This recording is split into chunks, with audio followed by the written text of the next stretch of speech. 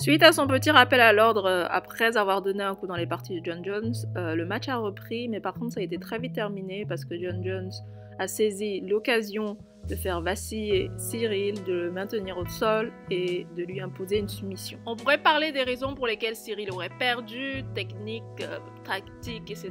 Mais moi ça m'intéresse pas. Ce qui m'intéresse dans cette vidéo, c'est de parler du fait que Ciryl aurait gagné l'équivalent de 500 000 $. Et je me pose la question, comment se fait-il que Ciryl n'a pas pu négocier à son avantage de meilleurs salaires, sachant qu'il était en position de force avant match? Restez connectés.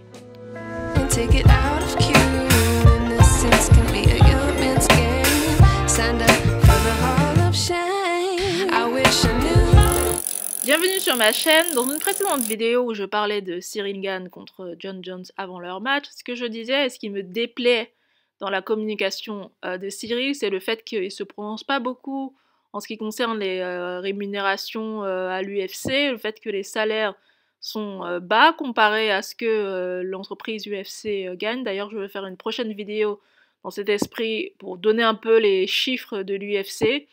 Et moi, je pense que ce qu'il y a de dommage, c'est que Ciryl présentait un atout, l'atout de faire ouvrir des parts de marché au marché français, parce que on a beaucoup parlé autour de lui, on a beaucoup parlé autour de ce match, et clairement, déjà dans un premier temps, il faut rendre à César ce qui est à César.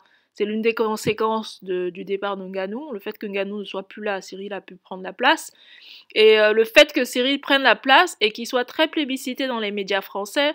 En fait, c'était une aubaine pour l'UFC. Et pour moi, c'est en ce sens que je dis que Ciryl Gane, sur cet aspect-là, était en position de force, de dire, pouvoir revenir en disant, les gars, voilà ce que je vous apporte de vous faire connaître de façon beaucoup plus large, ce que le sport se fasse connaître de façon beaucoup plus large, que vous ayez des parts de marché en France, qui peut dire une ouverture à des droits télévisuels beaucoup plus importants, de l'UFC par rapport aux médias français, etc. Donc pour moi, il y avait plusieurs conséquences et pour moi, Ciryl était en position de force sur ce point-là.